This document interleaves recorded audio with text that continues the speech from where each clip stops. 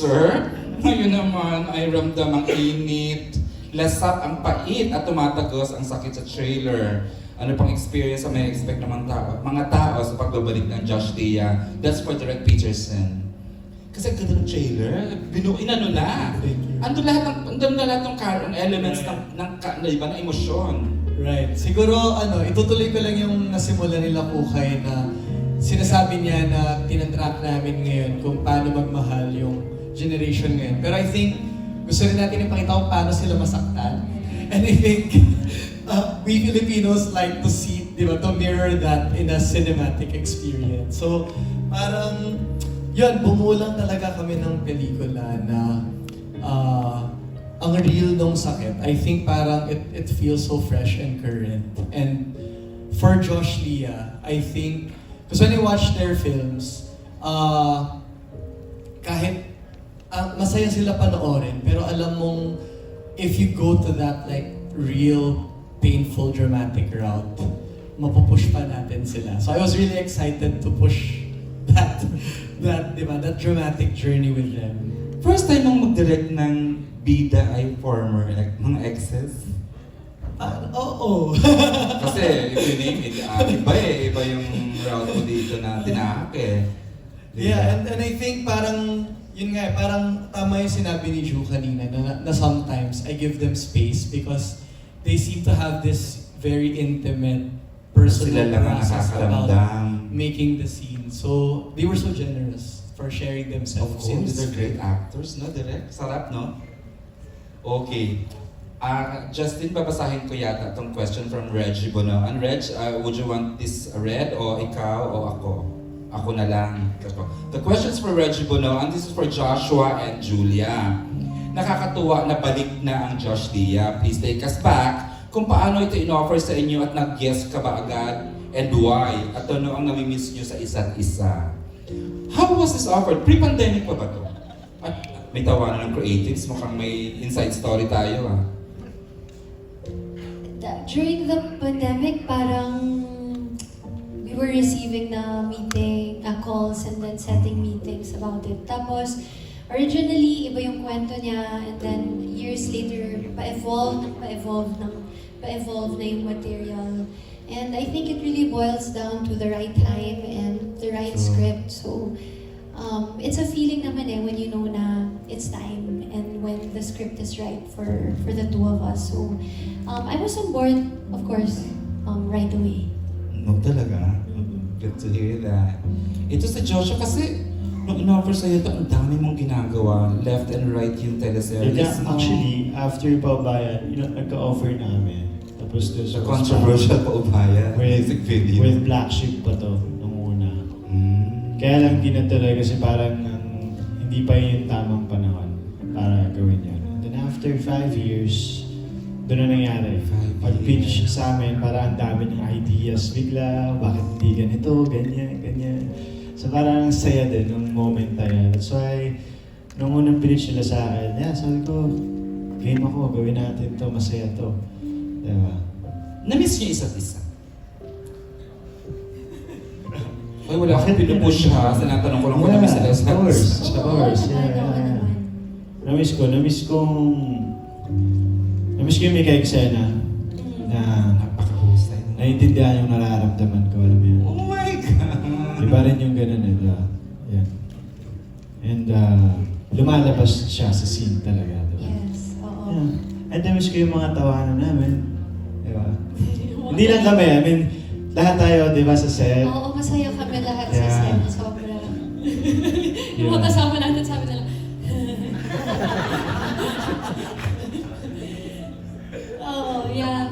It's the music. Huh? Galing naman kasi ng ating scorer today, spinner, pa-music. Hindi ko mabasa, sorry. You have to come here. Okay, so before I give the microphone for the set of questions, tanungin ko na yung ating napakahusay na cast. How did you become part of this project? Let's start with Bianca. May ano ba to? May pa-audition ba sa Direk Peterson? May ganyan ba? Or what? And baka lang hindi namin napanood kayo sa trailer, please make us kwento about your role, B.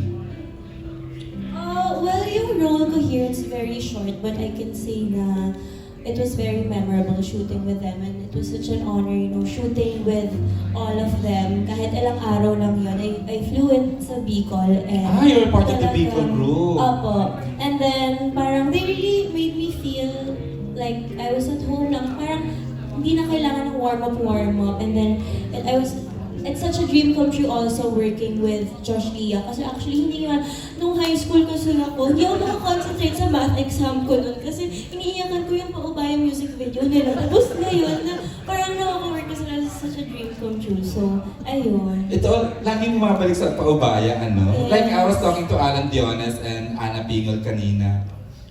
May sinabi silang word, pero huwag na sa akin manggaling. Pero, talagang this made a statement kasi sa Josh Lia ng time na yun, di ba? Wala na kayo noon, pero nag-together kayo just for the music video. Hanggang doon lang ang gusto kong sabihin. Charot. Aljon! Ikaw medyo busy-busy ka lately, ha? Hi na, kamusta?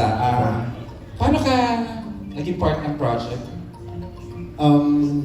So, medyo ilang months din po na nagpahinga ako from acting. Talaga, pero lagi yes kitang po. nakikita. Talaga po. Everywhere. Hindi, minsan. Baka sa IG nakita, sir. Sa IG. Oo nga. Baka na-stop nyo. Mga shirtless men. Wala. Joke lang. Have you not seen Huwag that? mo sasimulan Joshua, ha? Huwag mo sasimulan Joshua. Hindi kasi Joke lang. Sa Dreamscape siya nagsimula. Sa Yes po, sa Sandugo pre-pandemic. True. Pero, and first movie ko po ito. So, I'm very grateful na... First lang baon na naman, gulat-gulatan na naman ako sa mga talaga. First ba? Yes po, very grateful talaga. Hindi ako nag-expect na papasali ako sa movie. Tapos, Pero si Derek yata may regrets. Chare! No regrets at Just kidding. opo. Pero nung sinabi po nila sa akin, sobrang excited lang po talaga ako. As in, no expectations at all. Sabi ko, gagawin ko lang talaga ito kasi excited ako mag-acting ulit. Of course. And of course, ay gulat-gulatan. Ay, Bong! Yes. Mukhang special ang role mo. We'll see. Wow! Heavy.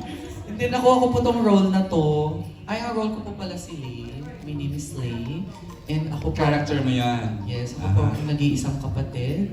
Julia Barreto. Seryoso? O diba, nagulat din. Kasi nung sinabi din sa... Grabe ka naman. Ang ganda-ganda Gulat-gulatan lang ako. Ako din nagulat nung sinabihan ako ni Direk P at ni Sir Miko about this role. Sinabihan nila ako na kailangan ng Keki Sir sa movie na to. Tapos kapatid pa ni Julia, so nagpaganda talaga ako. Ayun talaga yung pressure ko. Actually, achieve naman tonight. Paano ako papantay sa ganda ni Ate Julia? Kasi, Barreto yan. Yes, Di ba? Barreto. Kaya ang tawag nila sa akin, Bong Barreto. Oh my God. Yes. Yayamani, di ba? Oo. Kaya abangan na lang po natin ano magiging eksena ng Keki Sir. I'm sa happy movie. for you. You get sa part ka ng magagandang projects, Bong. Julia. Kasi dati pa TikTok ka lang. Okay, thank you. Ayun.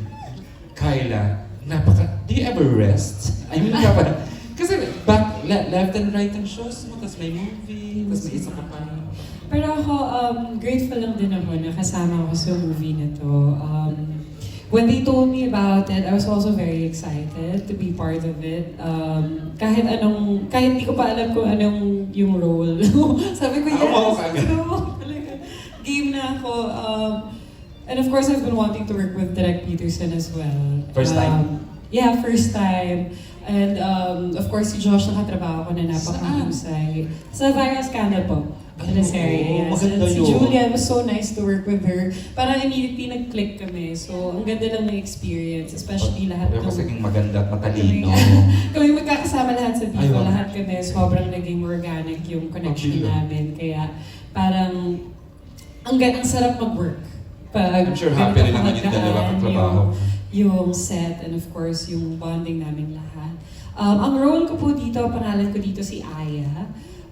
Ako yung business partner at best friend ni Juancho, yung character ni Joshua.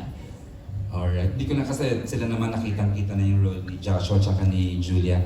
This point, ito, ibibigay ko na talaga microphone sa unang magtatanong physical. Sino to, Justin? Ayan, magandang gabi po mga kapatid. Oh. Ako po si Justin